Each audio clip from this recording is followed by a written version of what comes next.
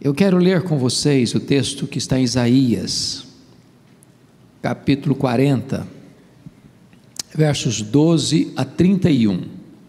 Isaías 40, versos 12 a 31.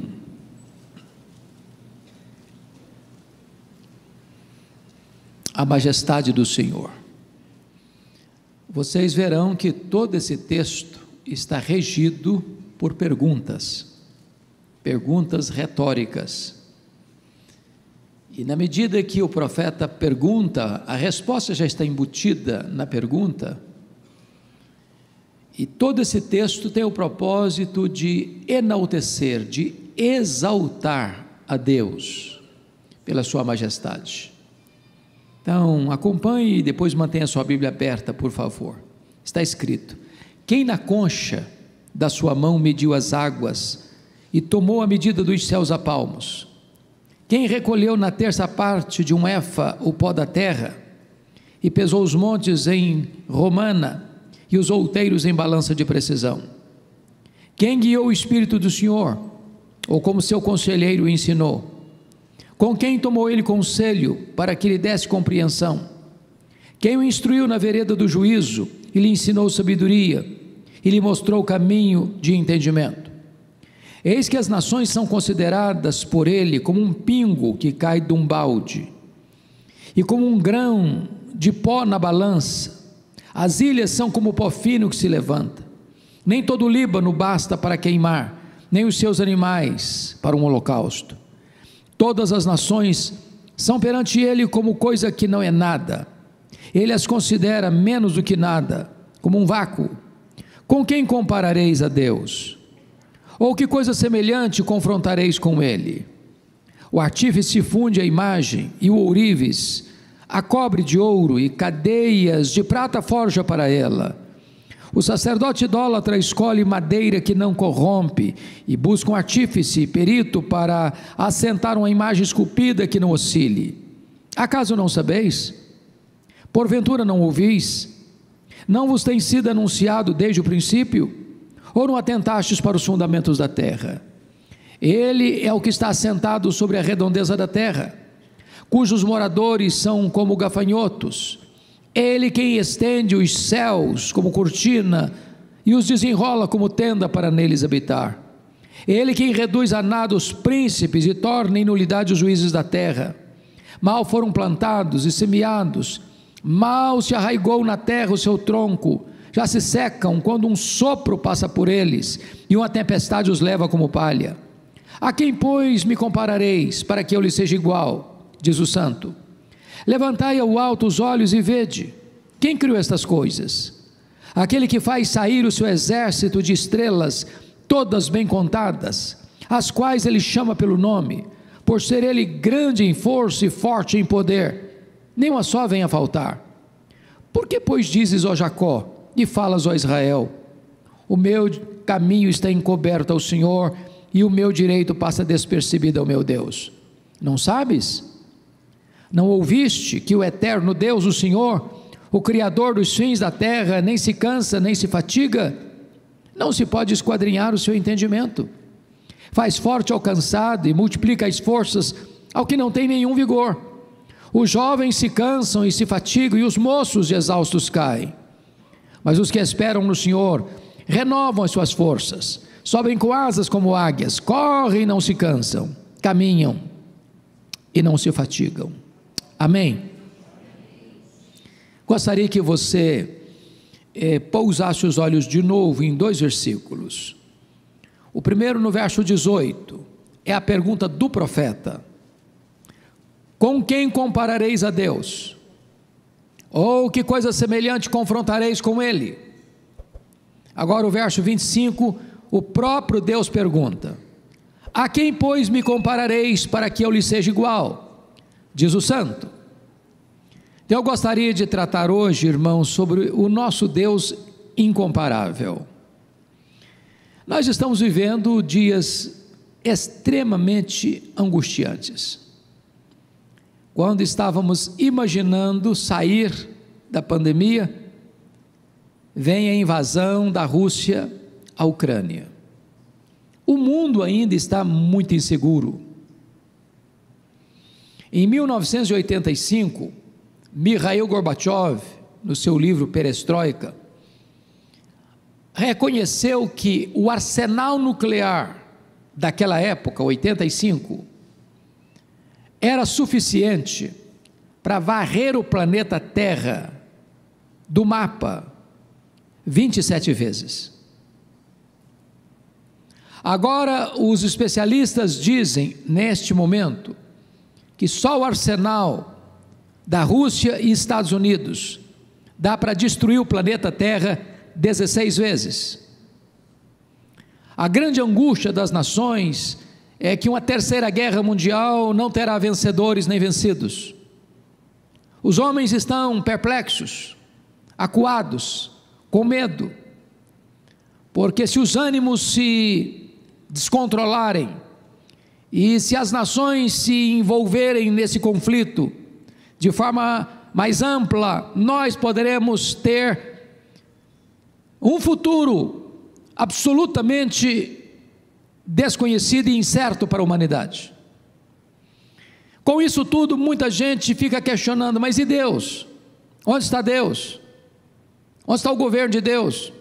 Onde está o controle de Deus? E ler um texto como este, examinar um texto como este, é o melhor calmante que você pode ter para o seu coração. É a melhor filosofia de história que você pode trazer à sua mente. É o fundamento mais sólido de debaixo dos seus pés, porque esse texto vai retratar para nós quem é o nosso Deus, quão grande Ele é, quão poderoso Ele é, quão no controle da história Ele está, e qual é a visão que Ele tem das grandes potências mundiais. Ele é incomparável. Ele mesmo pergunta, no versículo 25, Ele diz assim: a quem, pois, me comparareis, para que eu lhe seja igual? Em outras palavras, o controle da história não está na mão de Putin, o controle da história não está na mão de Biden, o controle da história não está na mão da ONU, o controle da história não está nas mãos da OTAN, o controle da história não está nas mãos dos poderosos deste século, o controle da história está nas mãos de Deus. E aqui eu gostaria que nós olhássemos sobre a majestade de Deus em alguns aspectos. Em primeiro lugar, a grandeza incomparável de Deus em relação à criação. Confira comigo mais uma vez o verso 12, porque ele usa algumas figuras aí retóricas da mais alta importância para nós. Ele diz: quem na concha da sua mão mediu as águas? Pense comigo agora no Pacífico, no Atlântico, no Índico, no Mediterrâneo, nos mares, nos rios, nas fontes. Vá um dia aqui no Atlântico e tente esvaziá-lo com um baldinho. Veja quanto tempo você vai levar. Pois o seu Deus mede as águas na concha da sua mão. O seu Deus pesa o pó das montanhas em balança de precisão. O seu Deus mede os céus a palmos. O seu Deus espalha as estrelas no firmamento, e por ser forte em força e grande em poder, quando as chama pelo nome, nenhuma só delas vem a faltar. Ele tem o total controle da natureza, Ele tem o total controle do universo. Ele criou todas as coisas. A matéria não é eterna, o mundo não vê existência por geração espontânea, o mundo não é resultado de uma mega explosão cósmica, o mundo não é fruto de uma evolução de milhões e milhões de anos. O mundo foi chamado à existência pela palavra onipotente do Deus Todo-Poderoso. E agora o texto vai nos dizer que Ele é aquele que mede a palmos este vasto e insondável universo. Bom, talvez você pergunte, mas qual é o tamanho desse universo? É espantoso. Mas os cientistas afirmam que o nosso universo tem mais de 93 bilhões de anos-luz de diâmetro. E o que significa isso? Significa que se você voasse a velocidade da luz, 300 mil quilômetros por segundo, nessa velocidade, você demoraria mais de 93 bilhões de anos para ir de uma extremidade à outra. E Ele mede tudo isso a palmos. Este é o seu Deus. O verso de número 27 nos informa, verso 26 nos informa que ele chama cada estrela pelo seu nome, de tal forma que ele não só criou as estrelas, ele batizou cada uma delas pelo nome. Mas se você perguntar, e quantas estrelas existem? Os estudiosos afirmam hoje que há mais estrelas no firmamento do que todos os grãos de areia de todas as praias e desertos do nosso planeta. E ele é tão poderoso que quando chama cada uma delas, nenhuma deixa de comparecer, bater continência para o Criador. Ele tem o controle, ele tem o domínio de toda a criação, ele é incomparavelmente majestoso. Este é o seu Deus, ele está no controle e você não precisa ter medo. Mas em segundo lugar, Isaías descreve a grandeza incomparável de Deus em relação ao conhecimento. Confira comigo os versos 13 e 14 desse texto. Quem guiou o Espírito do Senhor, ou como seu conselheiro o ensinou? Com quem tomou ele conselho para que lhe desse compreensão? Quem o instruiu na vereda do juízo, e lhe ensinou sabedoria, e lhe mostrou o caminho do entendimento? Em outras palavras, quem foi o professor de Deus? Em que escola ele estudou? Em que universidade ele se doutorou? Aonde ele encontrou conhecimento para fazer a sua tese? Quem foi o seu instrutor? Quem foi o seu conselheiro? Onde ele encontrou sabedoria para criar leis para reger o universo? E o profeta faz perguntas retóricas para nos dizer que toda a verdade procede dele, todo o conhecimento emana dele, toda a ciência tem sua origem nele, todo o saber procede daquele que é a fonte de tudo, porque ele é a luz, ele é a verdade.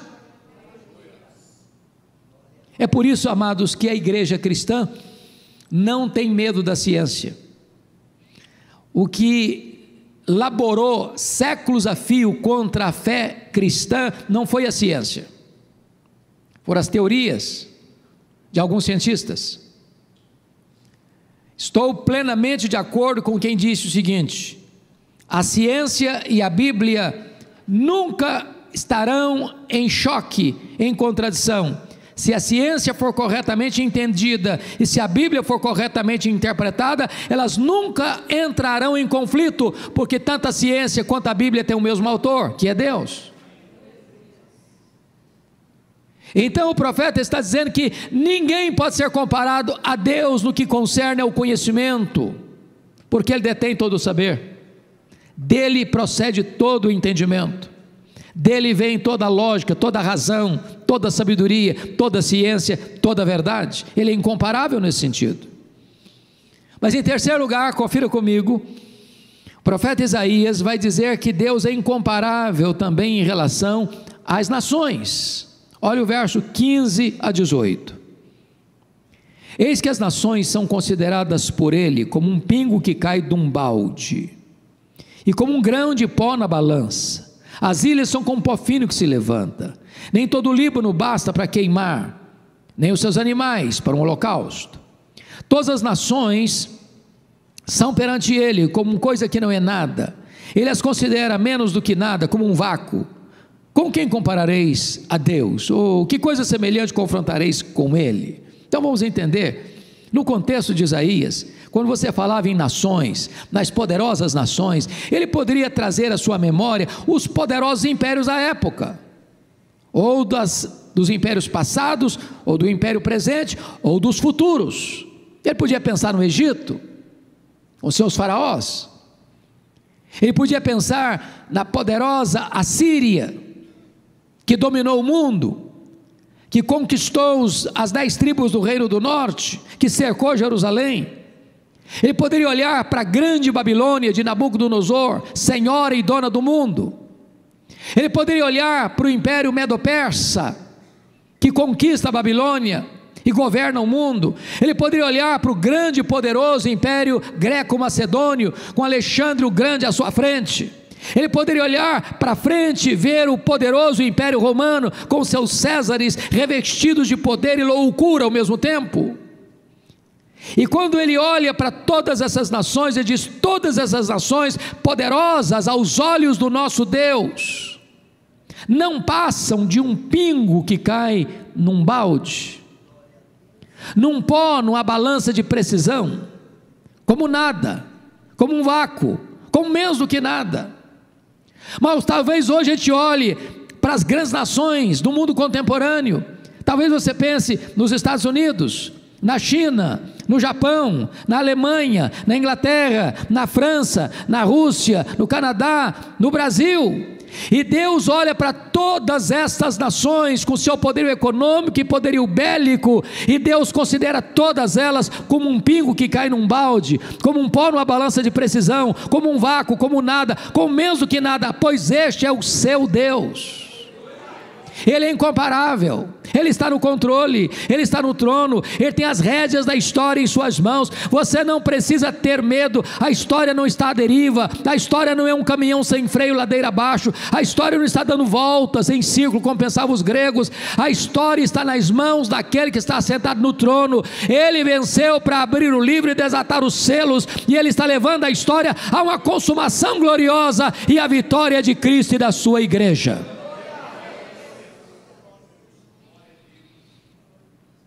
Mas em quarto lugar, o profeta Isaías, tratando da majestade incomparável de Deus, compara Deus com os ídolos dos povos. Olha comigo os versos 19 a 21. O artífice funde a imagem, e o ourives a cobre de ouro, e cadeias de prata forja para ela. O sacerdote idólatra escolhe madeira que não se corrompe, e busca um artífice, perito, para assentar uma imagem esculpida que não oscile. Acaso não sabeis? Porventura não ouvis? Não vos tem sido anunciado desde o princípio, ou não atentastes para os fundamentos da terra? Agora pense comigo que todas as nações de outrora, fora Israel, adoravam seus deuses, muitos deuses, tinham seus panteões, com muitas divindades. E os povos acreditavam nesses deuses, que eles mesmos haviam forjado, que eles mesmos haviam criado. Eles se prostravam, eles sacrificavam esses deuses, eles faziam guerras em nome desses deuses.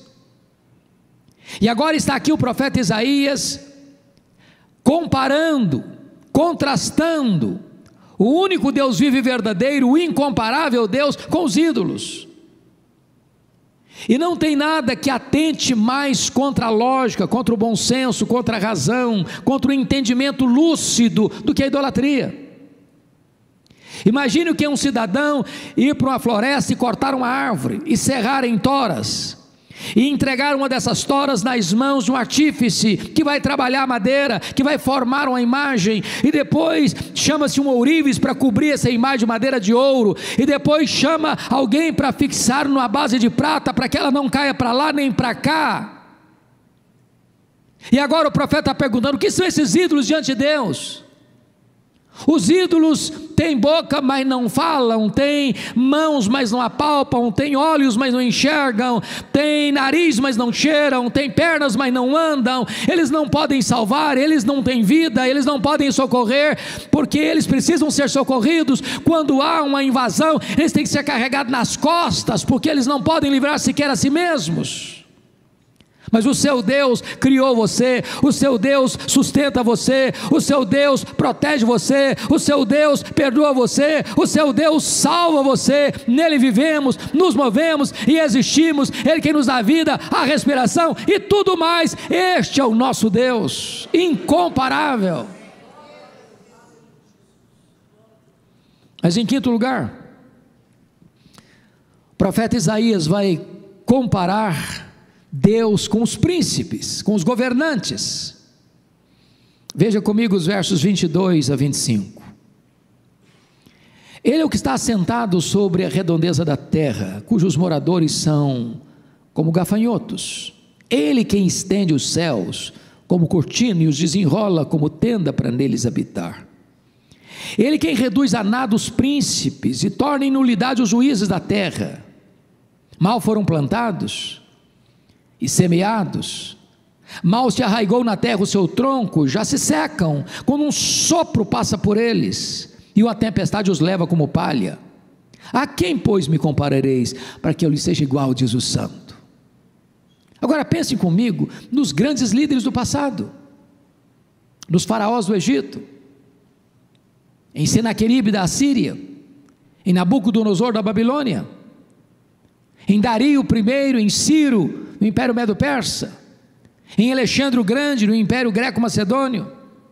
Pense comigo nos Césares: Júlio César, César Augusto, Tibério César, Calígula, Cláudio, Nero, Tito Flávio, Domiciano, Galba e tantos outros que vieram na esteira deles.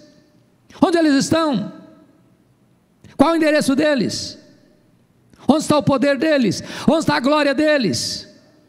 Onde está o controle deles? Pense comigo nos grandes líderes da história. Onde eles estão? Viraram pó, estão enterrados, a memória deles foi apagada. Mas o seu Deus reina, o seu Deus está no trono, o seu Deus tem o controle da história nas mãos. Amados irmãos, em tempos como o nosso, precisamos reavivar a nossa memória com a verdade de Deus, para que o nosso coração não fique inquieto e desesperado.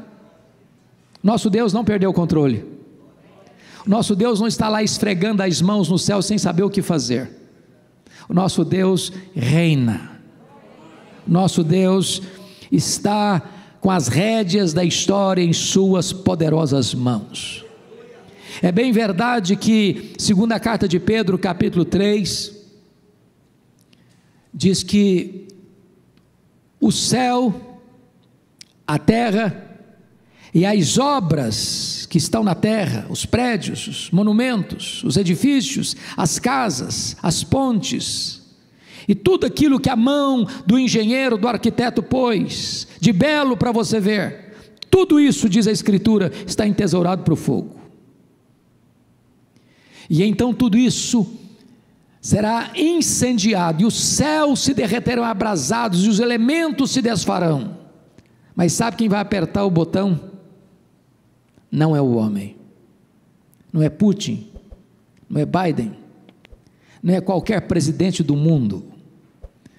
Deus vai criar novos céus e nova terra, nos quais habita a justiça, e nem você nem eu seremos atingidos, porque nós estaremos com Ele, nós reinaremos com Ele para sempre. A nossa vida está segura nas mãos de Jesus, e nenhuma sequer ovelha de Jesus há de perecer.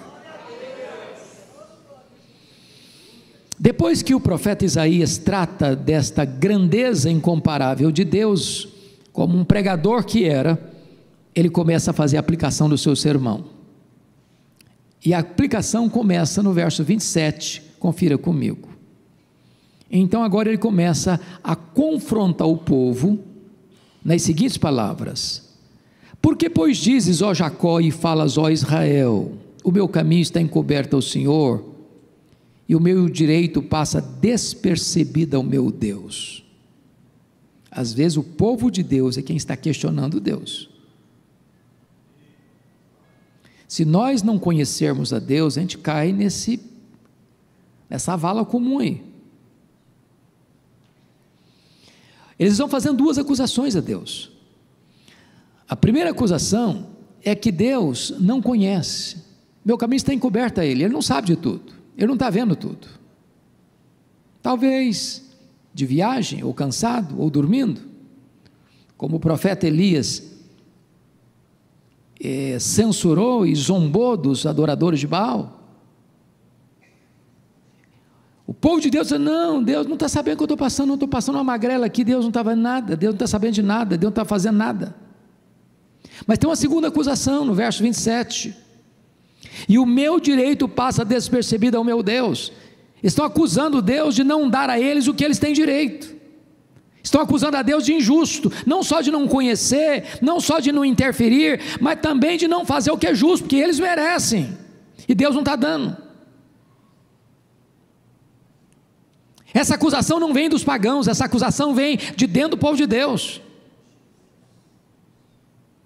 E aí o profeta responde assim, versículo 28, não sabes, não ouviste, que o eterno Deus, o Senhor, o Criador dos fins da terra, nem se cansa, nem se fatiga, não se pode esquadrinhar o seu entendimento. Deus não fica cansado, Deus não precisa tirar uma soneca, Deus não precisa tirar férias, Deus não precisa deitar numa cadeira de balanço, Deus não precisa botar um pijama para dormir, Ele não se cansa, Ele não se fatiga, Ele não fica estressado lá no céu.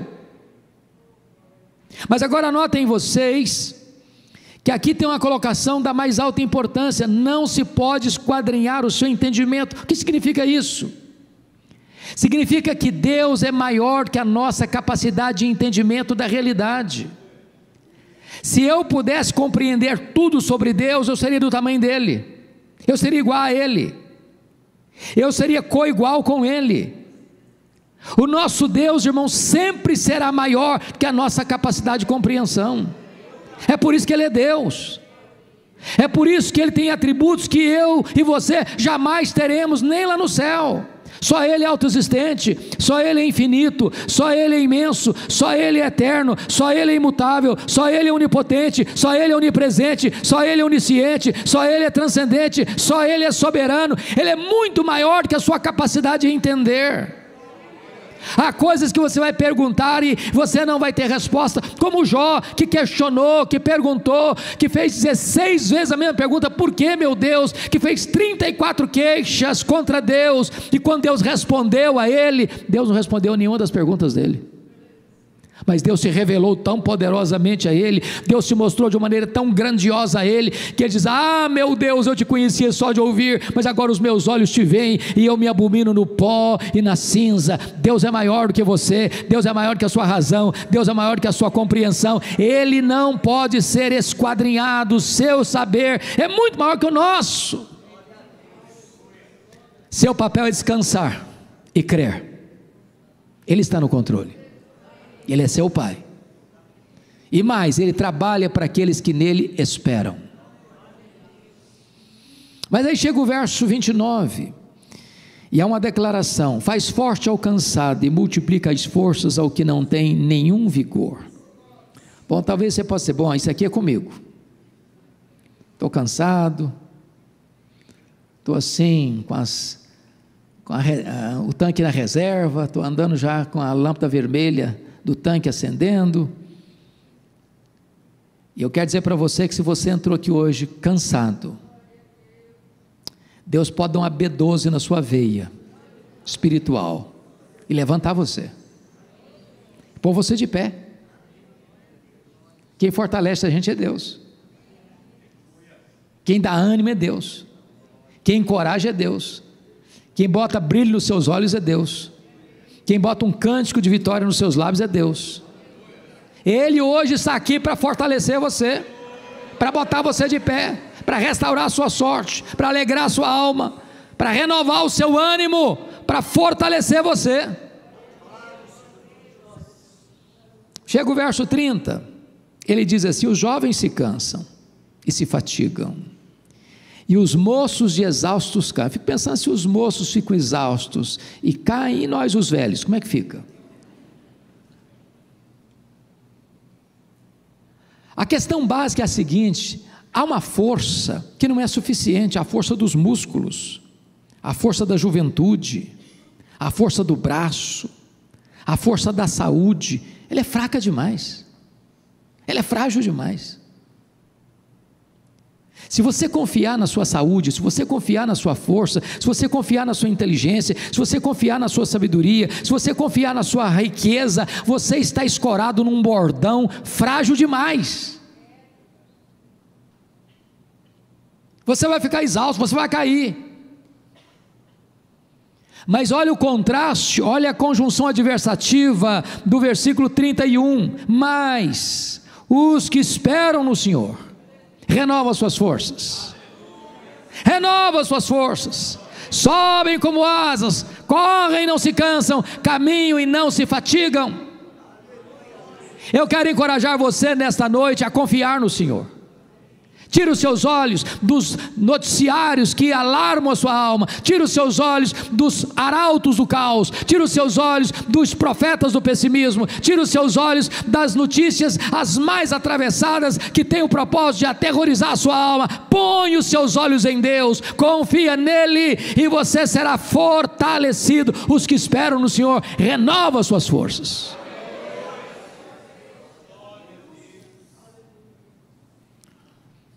E é curioso que quando ele diz, os que esperam no Senhor renovam as suas forças, sobem com asas como águias, ele vai buscar uma ilustração simples, fácil de entender.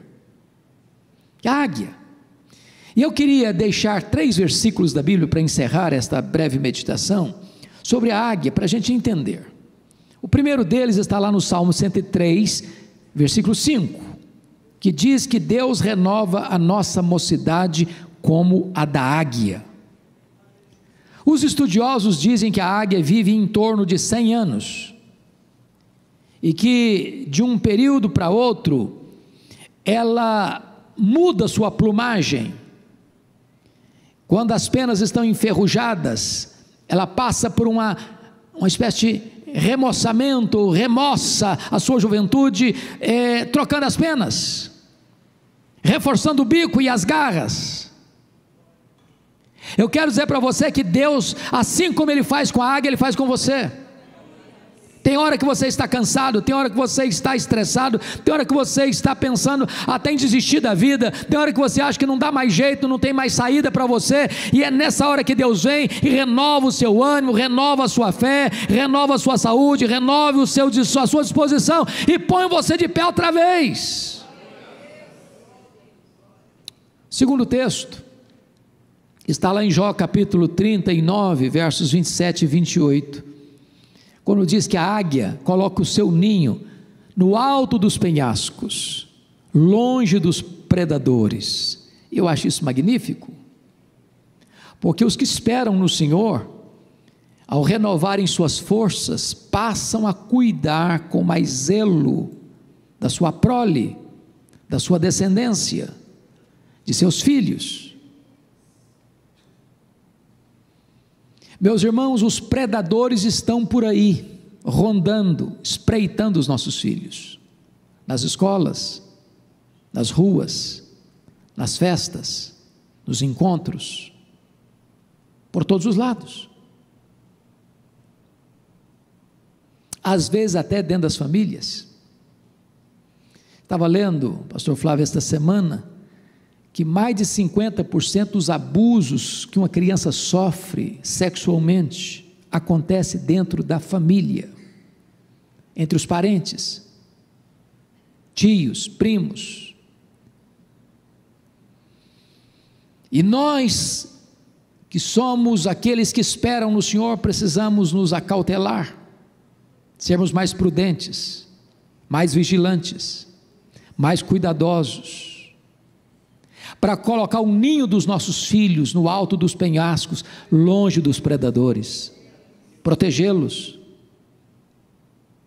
Numa época em que as crianças são tão assediadas, onde parece que está se fechando o cerco para fazer a cabeça da nova geração, para destruir os valores judaicos cristãos, a igreja, a família precisa se acautelar e ter maior vigilância, colocando o ninho dos nossos filhos longe dos predadores. Somos como a águia. Mas o último texto que eu gostaria de trazer à baila, trazer à tona, é Deuteronômio 32, versículo 11. Quando os filhotes já estão na hora de sair do ninho e voar e começar a vida, a águia vai lá em cima do ninho e começa a voar em cima do ninho, dizendo para o filho assim: olha para mim, siga o meu exemplo. O que a águia está nos ensinando aqui, que a maneira única e eficaz de ensinar os nossos filhos é pelo exemplo. Albert Schweitzer chegou a dizer certa feita que o exemplo não é uma forma de ensinar, é a única forma eficaz de fazê-lo. Não basta dizer aos nossos filhos, faça o que é certo, eles estão observando a nós mais do que nos ouvindo. Os que esperam no Senhor são exemplo para os filhos. A minha esperança, irmãos, é que nesta tarde, nesta noite, nós paremos um pouquinho para perguntar: quem é o nosso Deus? Quão grande é o nosso Deus? Quão majestoso é o nosso Deus? Quão digno de honra é o nosso Deus? Se Deus é quem Ele diz ser, então você pode descansar. Acalma o seu coração. Ele está no controle. Ele conhece você. E Ele conduzirá você à glória. Até aquele dia que Ele vai olhar para você e vai dizer: vinde, benditos de meu Pai, entrai na posse do reino que vos está preparado desde a fundação do mundo. Que o Senhor nos abençoe. Amém.